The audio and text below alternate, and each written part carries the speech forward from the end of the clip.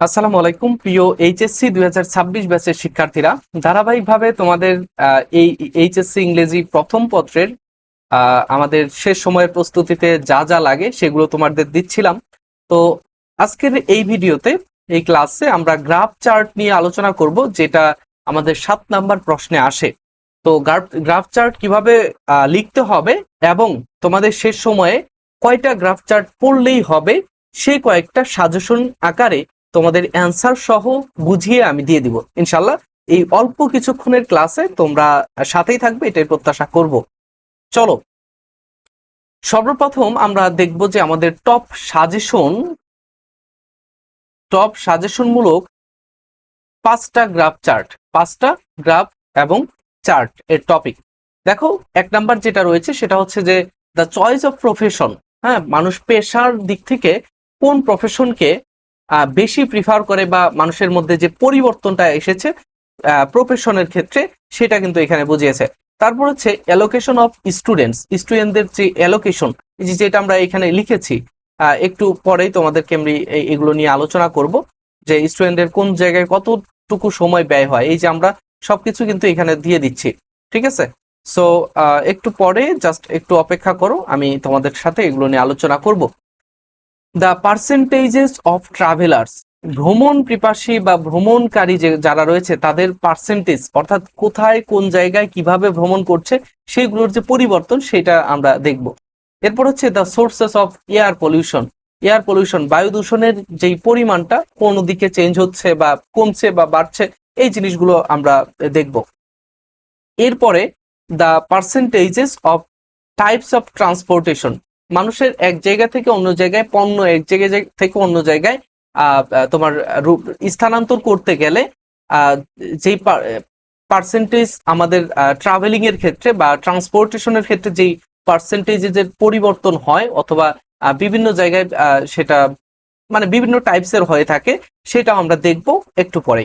তো চলো, সর্বপ্রথম আমাদের সামনে যেটা রয়েছে 1 নাম্বার, সেটা হচ্ছে দ্য চয়েস অফ প্রফেশনের পরিবর্তন জড়িত যেই গ্রাফ চার্ট যেরকমটা আসে, এরকম একটা পাই চার্ট তোমাদেরকে দিয়ে দিতে পারে।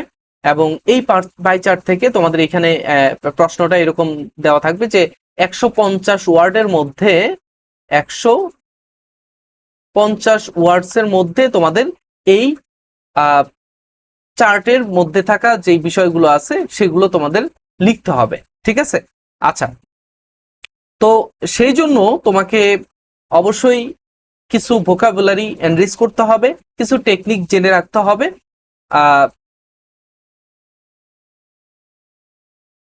এরপরে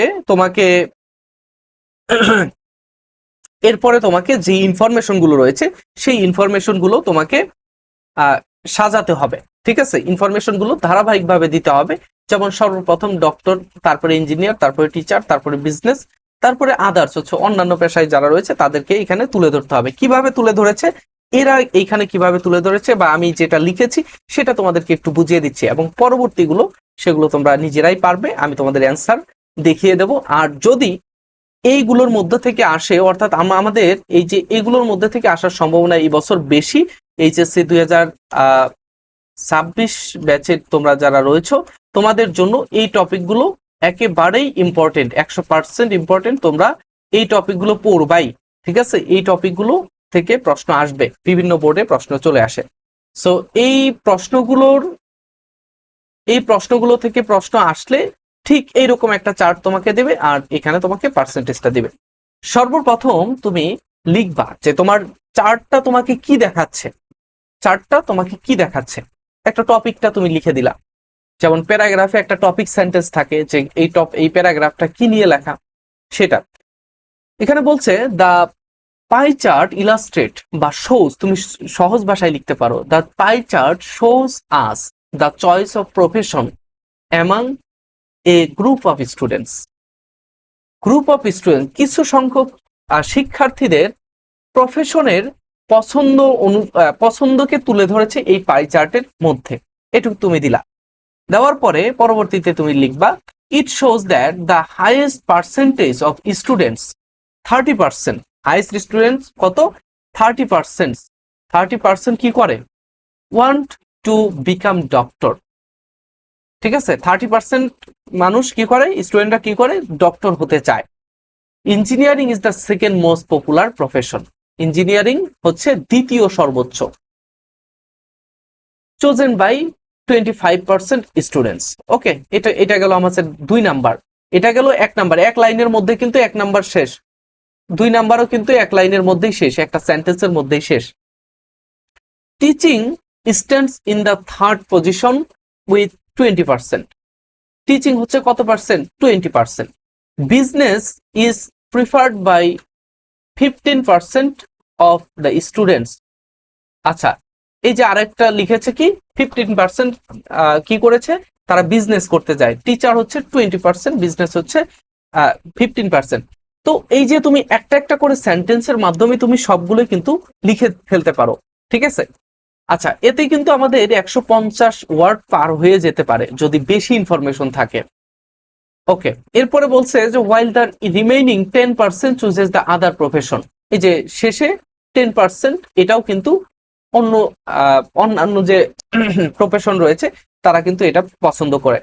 আচ্ছা, এরপরে বলা হচ্ছে the chart clearly indicates that students are more interested in professional and respected careers. অর্থাৎ প্রফেশনাল, এই যে স্টুডেন্টরা কি করে, তারা নির্দিষ্ট একটা প্রফেশন চয়েস করে।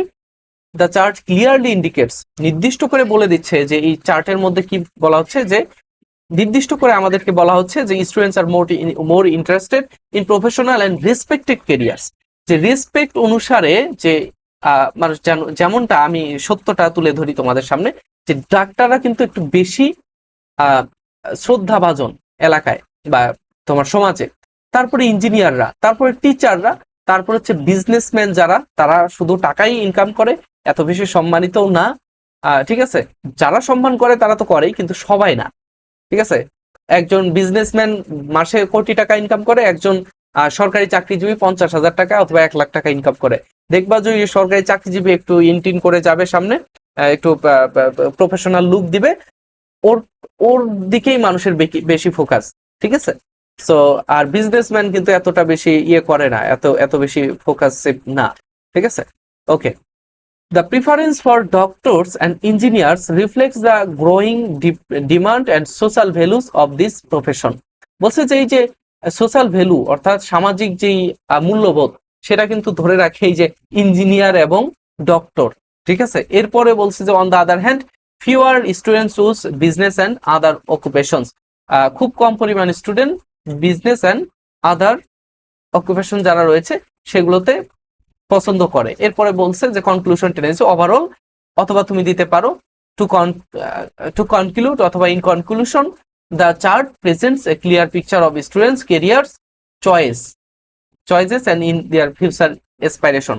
সো এই জিনিসটাকে তুমি খুব সহজে সুন্দরভাবে সাবলীল ভাষায় তুমি প্রকাশ করবে। জাস্ট তুমি সর্বপ্রথম আমি তোমাকে বলেছি 1 নাম্বার তুমি যে কাজটা করবা, একটা ইন্ট্রোডাকশন দিবা, ইন্ট্রো। হ্যাঁ, ইন্ট্রো বলতে এই চার্টটা কি লিখছে, কি বলছে সেটা। 2 নাম্বারে তুমি আসবা হচ্ছে ইনফরমেশন গুলো লেখার জন্য। ইনফরমেশন এখানে যা যা ইনফরমেশন রয়েছে চার্টের মধ্যে, সেই ইনফরমেশনটা তুমি লিখে দিবা। 3 নাম্বার হচ্ছে কম্পেয়ার করবা। হ্যাঁ, কম্পেয়ার করবা যে 1 নাম্বার পয়েন্টের সাথে 2 নাম্বার, 2 নাম্বারের সাথে 4 নাম্বার, 4 নাম্বারের সাথে 5 নাম্বার, শেষেরটার সাথে প্রথমটার, এই যে কম্পেয়ারটা তুমি করবা। 4 নাম্বার তুমি যেই কাজটা করবা, শেষে হচ্ছে ওভারঅল একটা স্টেটমেন্ট দিয়ে দিবা যে এই চার্টের মধ্যে একটা স্টেটমেন্ট দিয়ে দিবা কি, যে চার্টের মধ্যে এই জিনিসটা শো করতেছে যা আমাদের সমাজের জন্য অথবা স্টুডেন্টদের জন্য খুবই উপকারী অথবা হেল্পফুল, এই যে সে একটা দিয়ে দিবা, ঠিক আছে। এইভাবে তুমি ফ্লোচার্ট খুব সুন্দরভাবে লিখতে পারবে। 1 নাম্বারটার অ্যান্সার আমি করে দিলাম, 2 নাম্বারটা তোমরা নিজেরা করবা, এটা তোমাদের নিজেদের প্র্যাকটিসের জন্য অথবা ঠাড়া মুখস্থ করার জন্য, ঠিক আছে। এখন আর সময় নেই, এই সাজেশনগুলো দিলাম, এই সাজেশনগুলো তুমি টানা মুখস্থ করবা, ঠিক আছে। 3 নাম্বার, এই যে 4 নাম্বারটা অ্যান্সার সহ দিয়ে দিয়েছি একটা উদাহরণ সহ, 5 নাম্বারটা দিয়ে দিলাম, তোমরা এগুলো টানা মুখস্থ করবা। এর বাইরে আসার সম্ভাবনা খুবই কম, ইনশাল্লাহ তুমি এর মধ্যে থেকে 10 মার্ক কভার করতে পারবা এটাই প্রত্যাশা করব।